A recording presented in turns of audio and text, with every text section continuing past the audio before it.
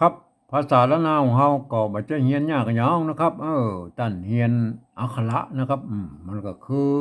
ตัวอักษรนะครับในภาษาไทยอะครับอันถ้าเรียนไม้นะครับมันก็คือสระนะครับแหมเอา2อย่างนี้มาผสมกันตามหลักการของภาษาละนานะครับ7วัน1เดือนตั้นก็อ่านออกเขียนได้แล้วนะครับบ่ยากนะครับแต่มันจะไปยากตอนที่ว่าขั้นตอนที่ว่าเราจะเอาไปอวดอู้ให้คนอื่นได้ฮู้ได้หานโตยเนี่ยอันนี้มันยากกว่านี้แหละครับเพราะว่ามันอืมคนที่เพิ่นเรียนภาษาละนามามันมีน้อยนะครับที่จะอ่านออกเขียนได้เนี่ยมันมีน้อยเพราะฉะนั้นเฮาก็วิธีการที่เราจะเอาไปโชว์ให้คนอื่นได้ฮู้ได้หันเนี่ยเราจะต้องใช้การหลักการปริวัตินะครับปริวัติภาษาเนี่ยก็คือต้องยืมเอาภาษาอื่นๆมาเขียนนะครับอย่างเช่นอันภาษาไทยเนี่ยภาษาไทยเนี่ยเนี่ยอันมันใกล้เคียงกับภาษาละนาเฮาหน่อยนะครับเพราะว่ามันเกิดมาจากที่เดียวกันนะก็คือที่ปอกกุลามคำแหงนี่แหละครับมันแยกไปทางใต้อโยธยาเพิ่นก็เอาไปเป็นอักษรไทยใช่ไหมมาทางเหนือนี่เฮาก็มาเป็นอักขระละนาเนี่ยเนี่ยมันแยกกันไปนะไงมาก็มันเป็นอย่างนี้นะครับบางคำมันยังเหมือนกันอยู่นะครับในภาษาไทยกับภาษาละนาเนี่ยออกเสียงเหมือนกันนะมันจะแตกต่างกันไปเป็นสำเนียงนะครับมาก็เป็นบางคำเห็นไหมอันละนาวของเขาก็เหมือนกันนะครับมันก็แตกต่างกันอยู่แล้วมีอยู่4-5เผ่าพันธุ์หลักๆเห็นไหมไตยวนไตลั่วไตลื้อไตเขินใช่ไหมไตยองเห็นไหมอันนี้มันก็แตกต่างกันอยู่แล้วเห็นไหมมันไปทางใต้มันก็แตกต่างไปแบบก็ว่างกันไปนะครับมันใกล้เคียงกันนะเพียงแต่ว่าหลักการเขียนของภาษาพวกก็เขียนไปตามหลักการของเพื่อนบ่ได้นะครับที่มามันที่เดียวกันนะครับมันเกิดมาจากไอ้กลุ่มเดียวกันนั่นละกลุ่มอ่า อันที่พ่อขุนรามคำแหงที่เพิ่นบันทึกกันไว้นะครับในสมัยนั้นเนี่ยนะครับเฮามากอยอันหลักการอันปฏิวัติภาษากันในโลกนี่แหละครับในโลกนี่เลยมาเฮามากู้นะเฮาไปดูไอ้ใกล้ๆนี่แหละครับเนี่ยอย่างเวียดนามเนี่ยบ่เพิ่นมีสงครามกัน200-300ปีแล้วก็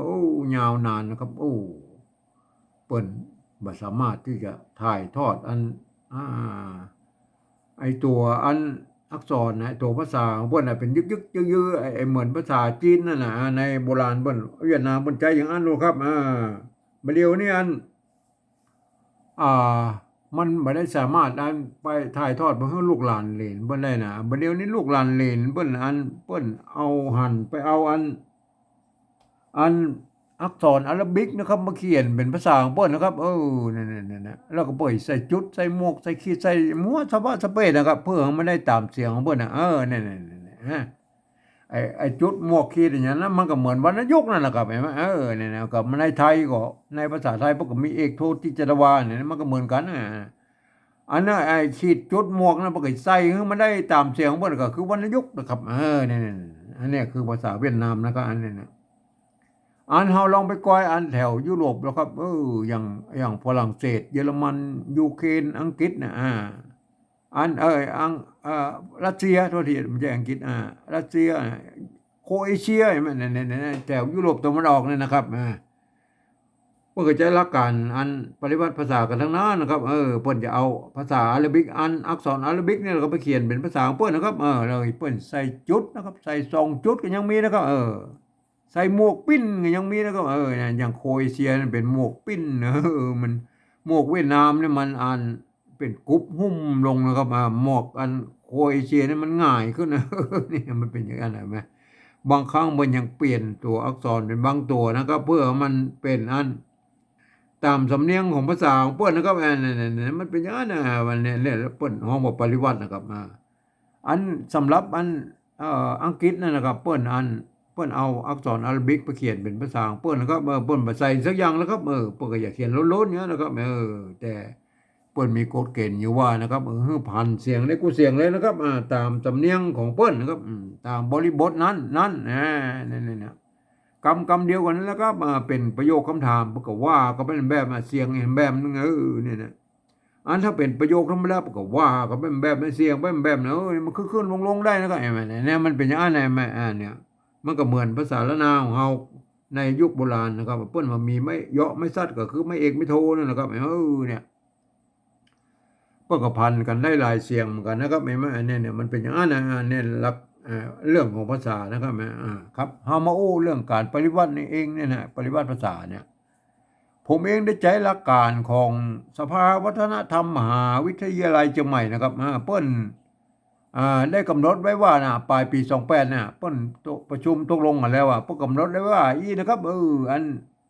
การที่จะเอาภาษาไทยไปเขียนอันภาษาละนาน่ะ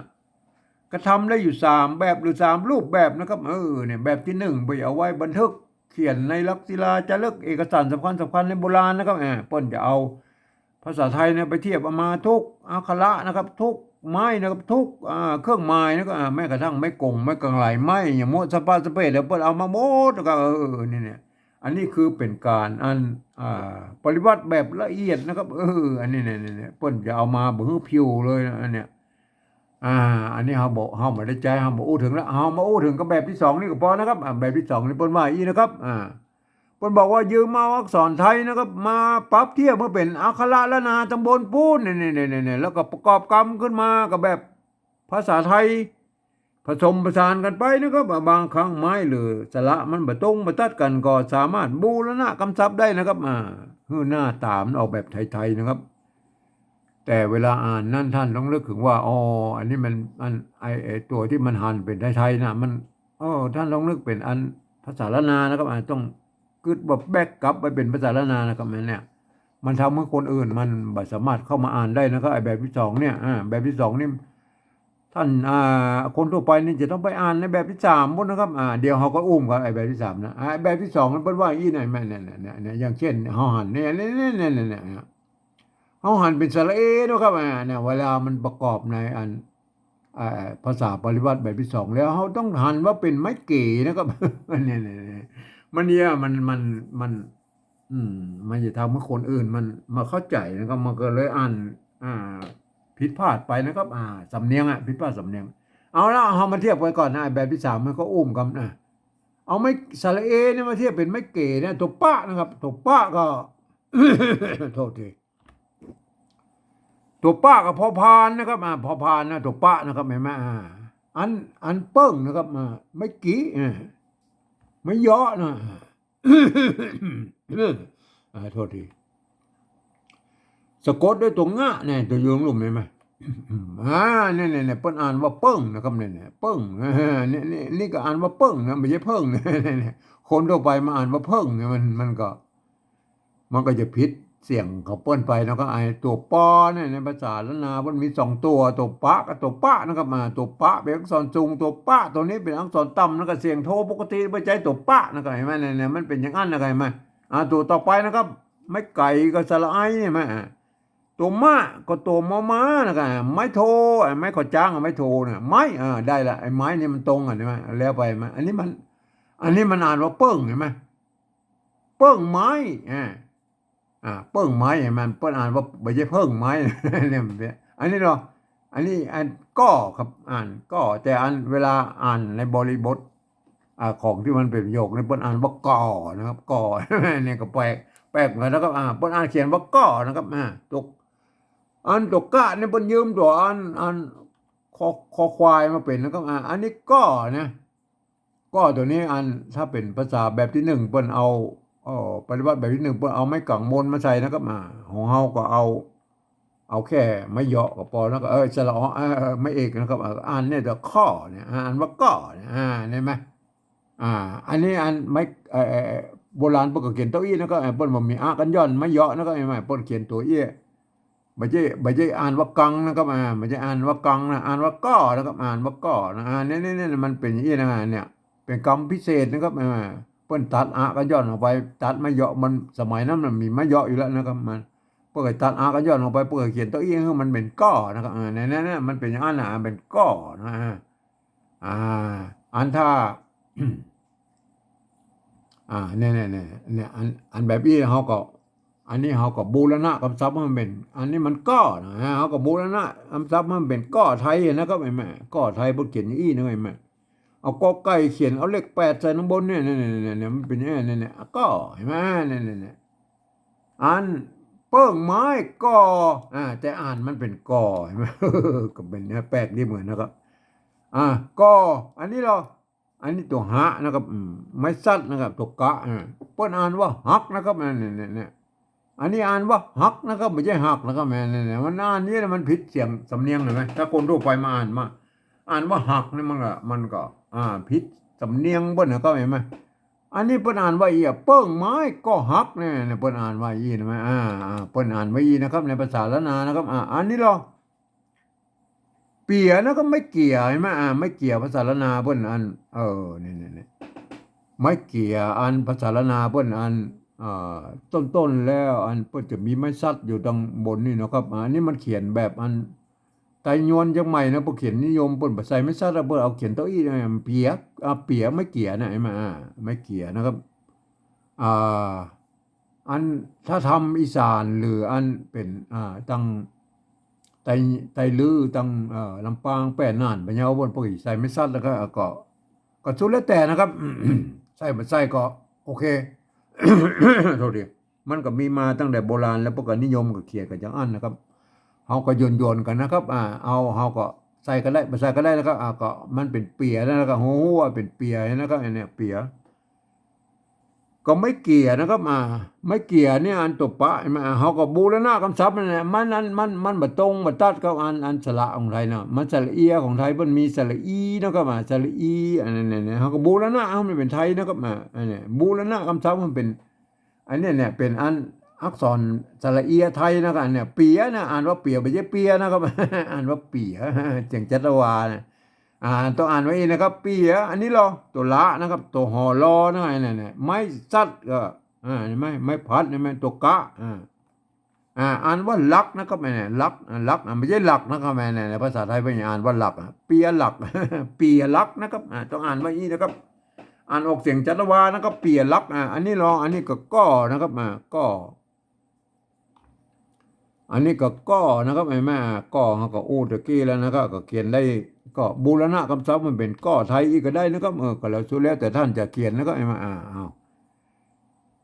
เปียลักก็ล่มอันนี้ตัวละนะครับตัวละนะอันล่มเนี่ยแม่ล่มไอ้ตัวละนะครับอันไม้กงเนี่ยมันล่มเนี่ยปกติแล้วอันตัวถ้าเป็นอันโบราณแล้วมันล่มเนี่ยไปเอาหางมาไว้มาสะกดไว้ทั้งลุ่มไปนะครับเดี๋ยวนี้นิยมเพราะมันยาวนะครับมันหลายชั้นเอาไปมันจะใส่กันหลายชั้นแต่ก่อนสมัยแรกๆบนมันมีไม่เยอะไม่ขอจ้างนี่แล้วครับแม่มันบ่ต้องมันก็เอายาวๆทั้งลุ่มนี่แหละอันนี้มันเพิ่มไม้ขอจ้างมาปกเลยเอามะไว้ตรงบนเนี่ยมะไว้ตรงบนเนี่ยตัวมะกับม้าเนี่ยมันตัวสะกดปกติมันต้องอยู่ตรงลุ่มนี่นะครับไม้อยู่บนน่ะตัวสะกดมันอยู่ตรงลุ่มนี่นะประเดี๋ยวนี้ปนิยมเอาไปอนุโลมให้มันย้ายขึ้นไปตรงบนพุ่นนะครับนี่อันถ้าเป็นอันแบบที่หนึ่งไปเอาไม้กงนี่มาโตยนะครับอันเฮาแบบที่สองเนี่ยเอาแค่ไม้ขอจ้างนี่มากับปอแล้วมันก็ล่มเลยแม่เนี่ยล่ม มันล่มเสียงโน้ตพิเศษนะครับล่มเห็นไหมไม่ใช่ล่มนะครับไม่ใช่ล่มนะครับเห็นไหมว่าล่มนะครับอันนี้รออ่าอันเดียวเขาไปอุ้มกับไอ้เสียงโทพิเศษนะเขาไปอุ้มแบบที่สามก็อันนี้มันล่มเสียงโทพิเศษแบบที่สองแบบที่สามแล้วพอจดเจ็ดเสียงไทยมันว่าล่มนะครับ มันเสียงโทปกติเนี่ยต่อไป ตัวสองนะก็ตัวซะนะตัวซะก็ยืมสอดเสือมาอันตัวอากันย้อนก็อ้ออ้างนะครับตัวงะของงูมาเนี่ยอันนี้สองมือนะเนี่ยมือไม่เกือมามือนะครับตัวมะอันนี้ไม่เกือนะครับไม่เกือแบบโบราณต้นแล้วเปิดใจไม่เกืออย่างนี้นะครับเนี่ยสระอื้อใช่ไหมเนี่ยสระอื้อเนี่ยไม่เกือเนี่ยเอาไปพ่อนะไม่เกือโบราณไหนไหม เนี่ยพวกอีใจไม่กือโบราณอย่างเงี้ยเนี่ยอันนี้น้ำนะครับน้ำเห็นไหมเปิ้นใส่ตัวนาไม่กังมลแล้วก็ซัดเข้าไปมันก็เลยเป็นน้ำเห็นไหมน้ำอันนี้เราอันนี้ตัวมะนะครับไม่ก่อนะฮะเนี่ยมันมีไม้ก่อจ้างนะก่อก็ต้องอ่านว่าหม้อนะครับมันมีไม่เอกไม่โทด้วยสมัยนั้นนะครับน้ำหม้อนะอันนี้เรา อันนี้ตัวอันนี้หอนะเนี่ยตัวนะนะครับตัวหอนอเนี่ยนะไม่กือนะไม่กืออันนี้ตัวงะอยู่ในรูปเนี่ยตัวสะกดมันอยู่ในรูปนี่นะครับเห็นไหมสมัยต้นๆนะยุคต้นๆที่เปิ้นเขียนภาษาละนายุคแรกๆแล้วเห็นไหมเปิ้นก็เอาตัวงะสะกดไว้ทั้งรูปนี่นะครับเนี่ยไม่กือเนี่ยไม่กือเปิ้นอย่างนี้เห็นไหมเป็นไม่กี้อย่างนี้เราเอาไม้สองน้อยตวัดขึ้นไปอย่างนี้นะก็เห็นไหมก็เป็นไม้กือโบราณนะบอกอันนี้ไม้กือนะก็เปิ้นบ่มีไม้ขอจ้างนะก็มันก็เทียบเอาอ่านเอาเองนะเหมือนภาษาอังกฤษนั่นแหละก็อ่านไปตามนะอ่านว่านึ่งนะครับหม้อนึ่งเนี่ยหม้อนึ่งเนี่ยน้ำหม้อนึ่งเนี่ยท่านลองอ่านไว้อีนะครับอันนี้คือไม้กือโบราณนะครับเนี่ยท่านโปรดเข้าใจไว้นะครับท่านโปรดเข้าใจไว้นะไม้กือโบราณบ่กินอีนะครับเดี๋ยวมันก็เอาไม้กิเนี่ยละมาแล้วก็ตวัดห่างไปเลยก็สุดแล้วแต่ถ้าอ่านก็นิยมมันก็มีไอ้โบราณยุคปลายๆมาพวกก็ใจอย่างอันนะก็เอาโอเคนะก็เขียนได้สองแบบนะไม่เกลือท่านจะเอาแบบใดก็สุดแล้วแต่ท่านนะครับก็มันอย่างว่ามันมีมาหลักฐานมันมีมาแต่โบราณนะครับอันนี้มือนะครับอันนี้มือไอ้มาไม่ตัวมะไม่เกลือไอ้ที่นี่มันมาเป็นภาษาไทยแล้วมันหน้าตาไม่ไทยแล้วทีนี้เฮาก็มือในภาษาไทยมันมีออ่างแล้วก็เฮาก็บูรณะคำศัพท์มันหน้าตามันแบบไทยๆเนาะก็อย่างนี้นะครับสองมือเนี่ยบูรณะเป็นไทยนะอันนี้เราตรงงะอันตัวหางมะอันไม้อันไม้กงนี่เขามาตัวแล้วมันก็อ่านว่างมได้เลยมาสองมืองมงุ้มนะครับงุ้มตัวงะไม่กูนะครับไม่ขอจ้างตัวมะนะครับงุ้มมันก็งุ้มเลยแม่งุ้มนะครับแล้วต่อไปนะครับต่อไปมันงวานะครับงวานะครับต่อไปมันงวานะครับงวานะครับงวางวาตัวงะเอามีวะกั้มมันมีวะกั้มไหมวะแหวนครับไม่โทไม่ขอจ้างไม่โทนะครับไม่กากสลานะครับงมหัวได้แล้วนะได้นะพวกก็อ่านก็ได้นะแบบที่สองนี่มันจะต้องใช้หลักการของภาษาละนาอ่านนะครับต้องเป็นคนที่เรียนรู้ภาษาละนามาอ่านนะครับมันถึงจะอ่านได้นะครับคนทั่วไปมาอ่านแล้วมันจะผิดเพี้ยนสำเนียงนะครับเพราะนั้นก็คนที่สามเนี่ยเร็วเขาค่อยอุ้มกันแบบที่สามเนี่ยเขาค่อยอุ้มกันเขาแบบที่สองเนี่ยเอาอ่านอย่างนี้ก่อนนะฮะเปิ้งไม้ก็ฮักเห็นไหมเปียรักก็ล่มเสียงโดพิเศษเห็นไหมสองมืองมหัวงมหัวเป็นเสียงตีนะครับเห็นไหมมันก็จะยี่นะมันก็ได้ยี่มาทีนี้เขามาอู้ถึงแบบที่สามแล้วครับอันคนทั่วไปเนี่ยมันจะต้องไปอ่านแบบที่สามปุ๊บนะครับป้นว่าอีนะครับแบบที่สามนะอันแบบที่สามนะเพิ่นบอกว่าอันฮือตามหลักการอันที่ข้อตกลงอันปลายปี28ของสภาวัฒนธรรมมหาวิทยาลัยเชียงใหม่นะครับเพิ่นว่าอย่างนี้นะครับหลักการเพิ่นบอกว่าฟังเอาเสียงภาษาละนาตำบลปูนนี่เพิ่นเปล่งเสียงออกมาอยู่ได้ก็คือเสียงกระมู้นั่นแหละก็เปิ้นอู้ไม่ได้ก็เอาภาษาไทยเขียนไปจะนานนะครับเนี่ยเปิ้นอู้ต่ออันเปิ้นอู้ต่ออันแม่เปิ้นบอกว่าอย่างนั้นเห็นไหม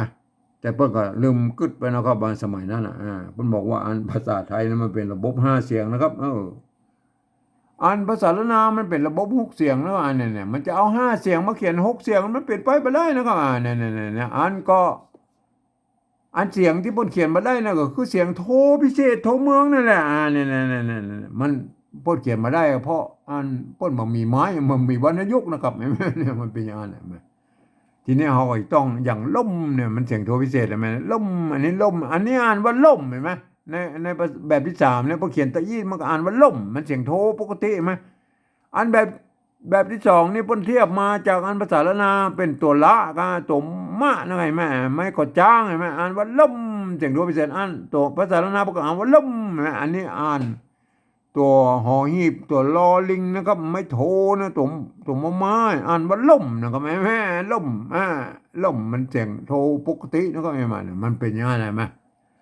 บางคนก็เปิบขี้ตูเอานะครับมันก็อันทำให้อันเสียงอื่นๆไปผลาบกันหมดอย่างเช่นไอ้ตัวก้อกับก้อเนี่ยมันก็จะออกเสียงมันก็ผลาบกันไปหมดนะครับว่าบ่อ่านหมดเดี๋ยวเขาก็อุ้มก็ไอ้ถ้ามาถึงตัว เนี่ยเสียงโทพิเศษนะอันนี้เรามาอ่านตัวนี้ก่อนนะอ่านตัวแรกเป็นอ่านว่าเปิ้งนะครับเปิ้งอ่านเปิ้งนะตัวปะนะครับอ่านว่าเปิ้งนะครับอันนี้รออันนี้ก็ตัวปะนะครับอ่านว่าเปิ้งนะครับอันนี้รออันนี้ตัวพอพานอ่านว่าเพิ่งนะครับท่านจะต้องเอาปอปลามาเขียนแล้วนะครับไปมาเอาปอปลามาเขียนให้มันเป็นเปิ้งนะครับไม่ใช่เลยเอาตัวปอปลามาเขียนให้มาปอปลานะครับปอปลาเอาเปิ้งนะนี่เขียนว่าเปิ้งนะใส่ไม่เอกหรอเอาเปิ้งเห็นไหมเปิ้งเห็นไหมอ่าเปิ้งเปิ้งอย่างเอาเปิ้งเห็นไหมเอาอย่างมาเทียบแล้วก็เปิ้งเอาที่มันเสียงอันที่มันเป็นเสียงอันเสียงที่มันผ่อนได้เขาจะเปิ้งเปิ้งเปิ้งค่าเปิ้งเปิ้งค่าเปิ้งค่าเนาะเปิ้งค่าเนาะเปิ้งค่าเปิ้งค่าเห็นไหมอันนี้มันแค่อันเสียงโทปกติเห็นไหมแล้วเป็นเปิงค่า มันเปิงค่าเห็นไหมมันอันภาษาไทยเพิ่นอ่านว่าเปิงค่ามันเป็นค่าได้แล้วกับก็ใส่จุดลงไปนะค่าเสียงโทพิเศษเพิ่นเขียนไม่ได้หรอกเมื่อภาษาไทยเพิ่นเขียนไม่ได้แล้วไอ้ค่าเนี่ยเสียงโทพิเศษเพิ่นบ่มีนะครับเฮาผมเองเอาไว้ใส่จุดไว้นะครับค่าเสียงโทพิเศษไหมถ้าเฮาเขียนอย่างนี้มันมาถ้าเฮาบอกปฏิวัติมันก็เปิงค่านะครับเฮาเปิ้งนะครับเปิ้งเห็นไหมเปิ้งเฮาอันเปิงแล้วก็ใส่ไม่โทมันเปิ้งเห็นไหมอันนี้เปิ้งเนี่ยเปิ้งค่าเห็นไหมเห็นไหมได้เลยมาเปิ้งค่าเห็นไหมเปิ้งมันเสียงโทปกติเห็นไหมไอ้ค่ามันเสียงอันโทพิเศษโทเมืองเปิ้งค่าเห็นไหมเนี่ยเปิ้งค่าเห็นไหมเนี่ยมันก็จะต้องมันก็ต้องดัดแปลงกันอย่างนี้นะครับท่านจะได้เอาตามเสียงได้นะครับท่านกลับไปพิจารณากันนะครับได้เปิ้งแล้วนะครับเปิ้งมันใส่ไม่โทนะครับเปิ้งอันนี้เหรออันนี้ภาษาละนาประกาศว่าไม้นะก็อันแบบที่สองนี่ประกาศว่าไม้นะตัวมะไม่ก็จางอันนี้เราตัวมอมาไม่โทก็อ่านว่าไม้นะก็อ่านว่าไม้มันเต้าอันนั้นมันเหมือนกันก็แล้วไปนะครับอันนี้เราตัวนี้ภาษาละนาประกาศว่าเปิ้นเขียนว่าก้อนะครับแต่เปิ้นอันออกถ้ามันอยู่ในประโยคนี้เปิ้นอ่านว่าก้อนะครับเปิ้งไม้กอหักนะกอหักนะครับอันนี้เรา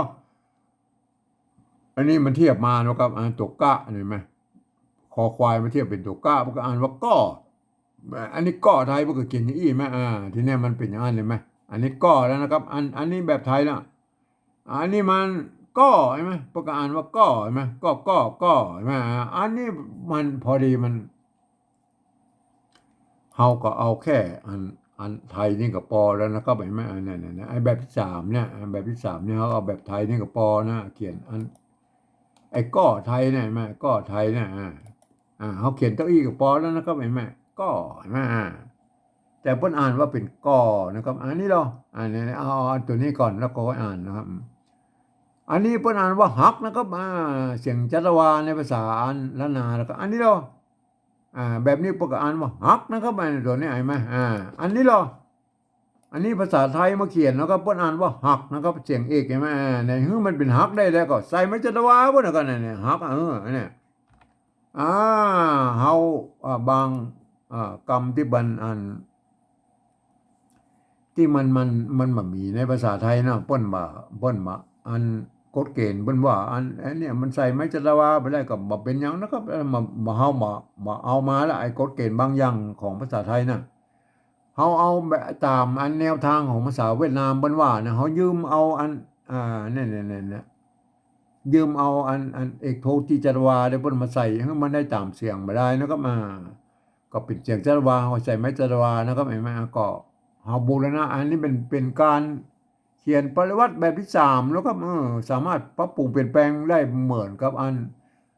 ภาษาเวียดนามนั่นไหนแม่แนวทางเปิ้นไปประกอบอ่านได้ไหมอ่านได้อย่างนี้แล้วก็เปิ้งไม้ก่อหักนะครับอ่านว่าก่อใช่ไหมเปิ้งไม้ก่อหักใช่ไหมเนี่ยอ่านบ่ใช่ก่อนะครับ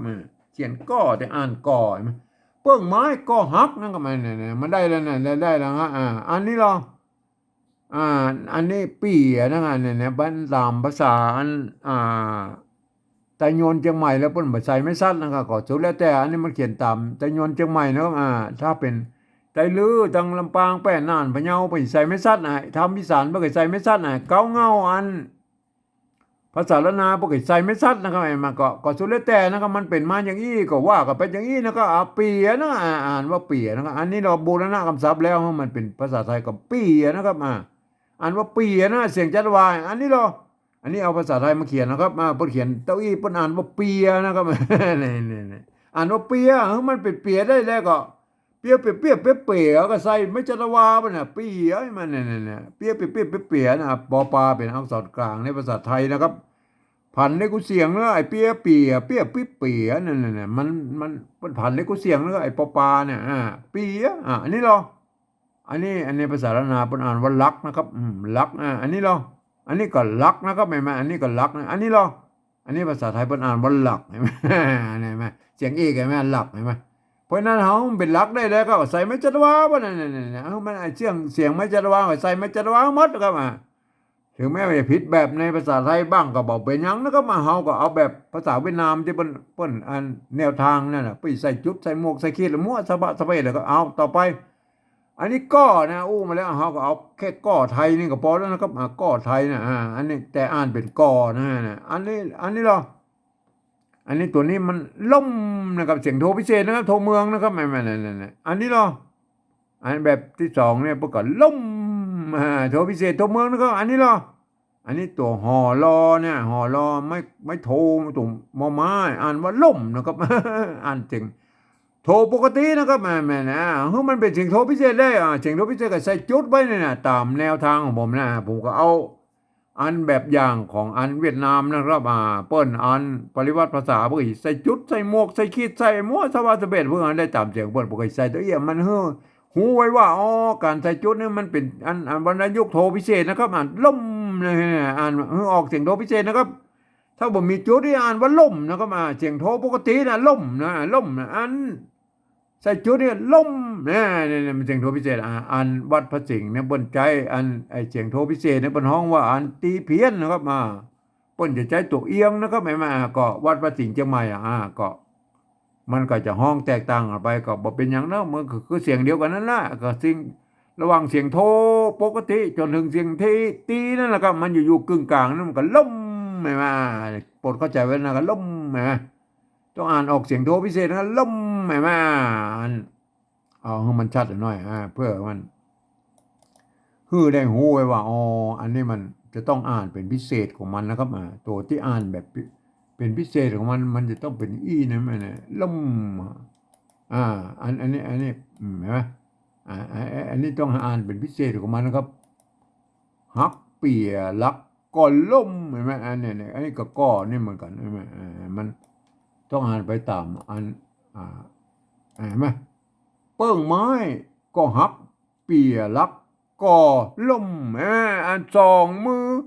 อันนี้อันนี้สองใช่ไหมภาษาล้านนาประกอบออกเสียงจัตวาสองใช่ไหมอันแบบที่ปฏิวัติแบบที่สองนี่ประกอบอ่านว่าสองอันนั้นอันภาษาไทยประกอบอ่านว่าสองมันเหมือนกันแล้วไปแล้วก็มันเหมือนกันแล้วไปเพราะภาษาไทยกับภาษาล้านนามันก็มาจากที่เดียวกันแล้วก็มันบางคำก็ยังเหมือนกันอันนี้เหรออันนี้มือนะครับไม่ตัวมาไม่เกิดนะเปิ้นบ่มีกันย่อนนะครับเนี่ยเปิ้นก็เขียนตัวอีนะภาษาละนาเปิ้นอย่างมือนะอ่านมืออันนี้เนาะอันนี้ภาษาอันบูรณะคำศัพท์เลยเอาอ่างมาใส่แล้วก็เฮาก็อ่านว่ามือเหมือนกันเนี่ยอันนี้เนาะอันนี้อัน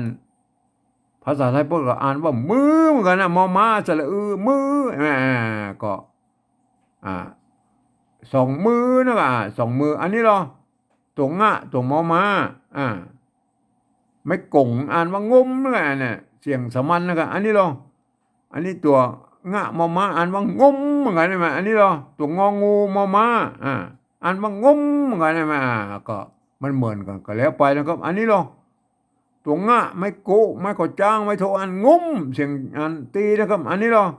อันนี้ตัวอ่านว่างมเหมือนกันใช่ไหมเทียบมาแล้วครับอันนี้เหรอภาษาไทยก็อ่านว่างมเหมือนกัน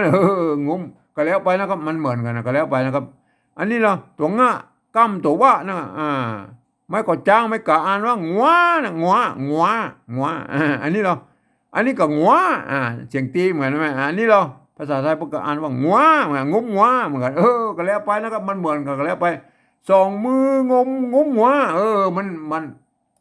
ถ้ามันเขียนได้อย่างนี้มันตรงมันตัดกันกับเฮาก็บ่ต้องมายุ่งบ่นะเฮาก็ยุ่งไอ้ตอนที่ว่ามันเสียงมันมาตัดกันบ่ได้นะก็ไอ้แม่กะล่มเนี่ยไอ้กอเนี่ย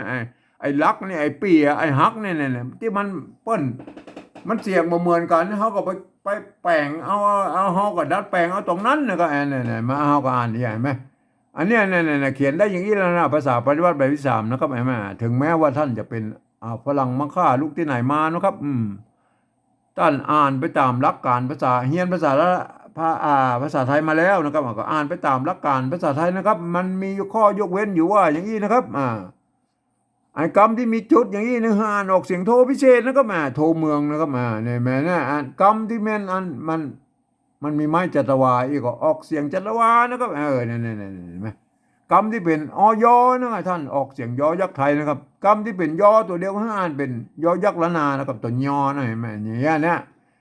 ท่านอ่านไปท่านก็จะได้สำเนียงแต่ยวนเชียงใหม่ไปเลยนะครับก็อ่านกันได้อย่างนี้นะครับอ่านว่าอย่างนี้นะครับเปิ้งไม้ก็หักเปิ้งลักก็ล่มสองมืองมหัวเนี่ยมันคืออันนี้คือสำเนียงไตยวนเชียงใหม่นะครับถ้าเป็นไตลือกับไตยองไตลือกับไตยองมันก็จะสำเนียงกันมันก็จะผิดไปกันหน่อยนะครับก็ว่ากันไปนะครับอันนี้แบบที่สองนี่เปิ้นเอาไว้ให้คนอันที่เปิ้นเรียนรู้ภาษาละนามาอ่านแล้วก็มันคนทั่วไปบ่สามารถเข้ามาอ่านได้นะครับมันจะผิดเพี้ยนผเลิศนะครับผเลิศไปนะครับผเลิศเจือดจ้าดไปแล้วก็เปิ้นให้เอาคนที่ไปเรียนรู้ภาษาละนาเปิ้นก็อย่าอ่านเป็นตัวปะตัวมะตัวกะใช่ไหมตัวหะตัวปะตัวปะใช่ไหมตัวทีเนี่ยเปิ้นอย่าอ่านเป็นภาษาละนานะครับเปิ้นอย่าอ่านว่าอย่างนี้นะครับเปิ้งไม้ก็หักเปียลักก็ล่มสองมืงมหัวมันไม่อ่านไว้นะครับนั่นสำหรับภาษาละนาตะบนพวกก็เขียนกันได้อย่างนี้นะครับไอ้แม่นั่นส่วนใหญ่นะพวกก็เขียนได้อย่างนี้เนี่ยแต่มันก็ยังว่ามันก็จะผิดกันเป็นบางที่นะครับอย่างเช่นว่ามือเนี่ยมันไม่ไม่เกือแบบนี้มันเป็นไม่เกือแบบโบราณนะครับที่เป็นใจมายุคต้นๆแล้วไม่เกือสระเนี่ย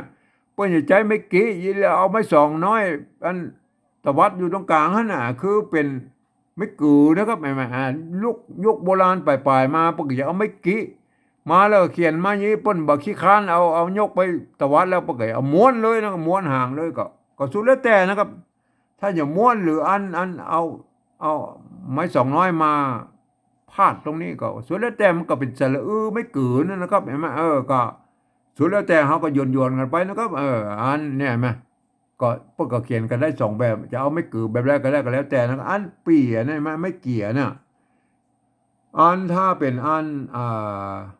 แต่โยนจากใหม่นะเพิ่นนิยมเขียนกันอย่างนี้นะครับเพิ่นบ่ใส่ไม่ชัดนะครับก็สุดแล้วแต่นะครับแม้กระทั่ง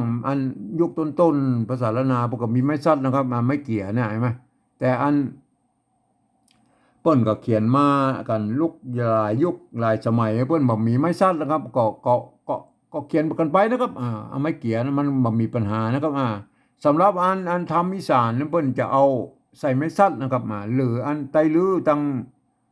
ลำปางแป้น่านพะเยาไปใส่ไม่ชัดแล้วก็สุดแล้วแต่นะก็เขียนกันได้สองแบบนะครับท่านจะเขียนอย่างไรก็ได้คำว่าก็เนี่ยคำว่าก็เนี่ยมันโบราณพวกก็เขียนกันเต้าอี้นะครับเนี่ยเปิ้นบ่ใส่กันย่อนนะครับเนี่ยเปิ้นจะเขียนเต้าอี้มันเป็นตัวพิเศษนะครับก็นะครับบางเปิ้นเขียนเต้าอี้ตัวกะไม่กังวลเนี่ยบางมาเดียวนี่เปิ้นบางที่พวกก็อาจจะใส่ไม่เยาะมันตัวเนาะก็สุดแล้วแต่นะครับใครจะใส่ไม่เยาะบ่ใส่ไม่เยาะก็บ่เป็นอย่างนะครับยกเว้นมาใส่กันย่อนนั้นมาได้นะครับเพราะมันเป็นตัวพิเศษนะครับเนี่ยไหมก็เขียนว่าก็นะครับเขียนว่าก็แต่ความจริงแล้วการถ้ามันอยู่ในประโยคแล้วตามบริบทการอ่านแล้วมันต้องอ่านออกเสียงก่อนะครับเนี่ยมันเป็นอย่างนั้นมันจะเป็นในข้าวในกระโลงเนี่ยอย่างมั่วมันเจอบ่อยนะไอ้ตัวเนี้ยมันต้องอ่านว่ากอนะครับก็ท่านก็ไปพิจารณากันนะครับมันก็เป็นอย่างนี้นะครับพวกก็อ่านกันได้นะครับในภาษาละนางพวกก็อ่านว่าอีนะครับอันนี้เป็นสำเนียงไตโยนเชียงใหม่พวกยังอ่านไว้อีนะ เปิ้งไม้ก็หักเปียลักก็ล่มสองมืองมหัวอันนี้มันเป็นนี้นะอันนี้สำเนียงไตยวนเชียงใหม่นะครับถ้าเป็นสำเนียงไตลื้อไตยองก็จะก็ผิดเพี้ยนกับไปนิดๆนะครับก็ว่ากันไปนะครับนะครับอันนี้ผมก็มาแนะนำในการอันที่ท่านจะเอาไปอวดหรือไปโชว์ให้คนอื่นได้ฮู้ได้หันโต้ยเนี่ยท่านจะต้องใจหลักการปริวัติภาษานะครับถ้าผมก็ฝากให้ท่านไปคิดนะครับท่านจะเขียนอย่างไรนะครับเพื่อให้มันเอาไปอธิบายให้คนอื่นได้ฮู้ได้หันโต้ยเนี่ยเนี่ยอันนี้เป็นเรื่องของท่านนะครับเป็นลิขสิทธิ์ของท่านนะครับท่านเขียนได้ก็มันก็ไผบอกว่านะครับเพราะว่ามันการปฏิวัติภาษาละนาเนี่ยมันยังบ่มีหลักเกณฑ์อะไรอย่างที่แน่นอนเด่นนะครับก็มีหลักอยู่ที่อันปลายปี28เท่านั้นนะฮะเพิ่นก็ว่ากันบ่ครบแถมแล้วมันยังว่าอันน่ะมันก็จะต้องปรับปรุงเปลี่ยนแปลงกันต่อไปนะครับก็ท่านก็ไปพิจารณากันนะครับวันนี้ผมก็ขอบรรยายเพียงแค่นี้นะครับ